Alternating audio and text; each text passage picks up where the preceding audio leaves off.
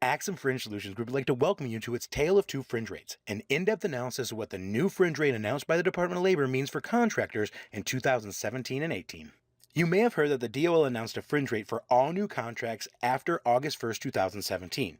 If your contract requires paid sick leave, your fringe rate is $4.13. And check out our video on paid sick leave if you want to know more. If your contract doesn't require it, your fringe rate is $4.41. And while this information's out there, contractors have a number of questions that aren't being answered.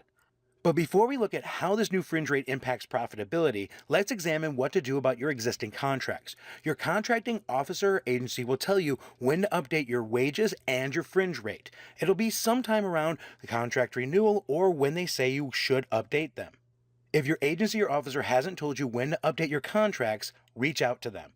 Remember that not being notified by your contracting officer is not a valid excuse unless you can prove you reached out to them to find out what the fringe rates were. With that said, let's look at the important questions people have about how the new fringe rate will impact their bidding and their bottom line. The first question is, why is the fringe rate going down? And it's because the DOL has directly said it's supposed to help offset the cost of paid sick leave. But the all-important follow-up question to that is, how is getting less fringe benefits going to help me offset the cost of paid sick leave? And that is a really good question. However, the answer is pretty ugly. The 28 cents that the government's using to offset paid sick leave, when multiplied times a year's wages and divided by the 56 hours, only works out to $10.40, and that's including taxes and burdens like workers' comp.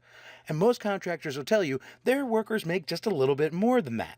Contractors must now choose between factoring in sick pay alongside things like taxes, wages, and benefits when figuring out labor rates, or letting it eat into their contract profitability. But either way, cost and contract price are about to go up.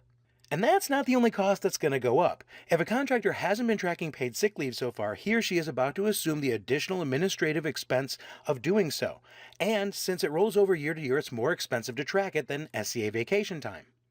But even worse than that is that healthcare rates are looking to rise 22% in the next year, while the fringe rate is going down 28 cents, essentially meaning there's greater healthcare expense but less fringe to cover it, and that healthcare is going to eat into a greater portion of the total fringe spend.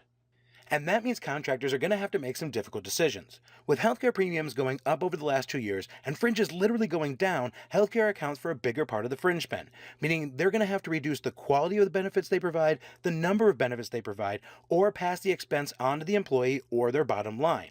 All of those options are unpopular either for retention or for profitability or for both. And that leads us to the final question. What could a contractor do about this situation? It's an all too familiar position for contractors to have to do more with less between LPTA and other policies instituted in the last few years. And while it's technically a plug for Axum services, we do recommend that contractors do what they can to maximize the fringe spend that they have left. Doing so can help you combat the overhead costs that come with paid sick leave and the new fringe rate.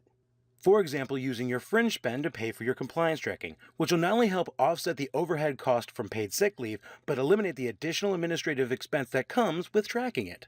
Another option is to take a closer look at your healthcare spend and look at supplementary benefits options like the Contractor's Choice Plan that can build a more valuable fringe benefit package. Let's take a moment to look at the steps a contractor should be taking right now. First, look at your future bids and determine which ones have paid sick leave. Adjust the fringe rate and the pricing for paid sick leave accordingly. Next, if you're tracking paid sick leave or you're going to in the future when you win one of these contracts, be sure you're doing it correctly and are set up to do so. And finally, on your existing contracts, check with your contract officer or agency to find out when you should change your wage determination and fringe rate in the future. Axum would like to thank you for watching its Tale of Two Fringe Rates, and if anything changes in the future, we'll be sure to let you know. If you have any questions, please contact us. Thank you again for watching, and the best of luck on your future contracts.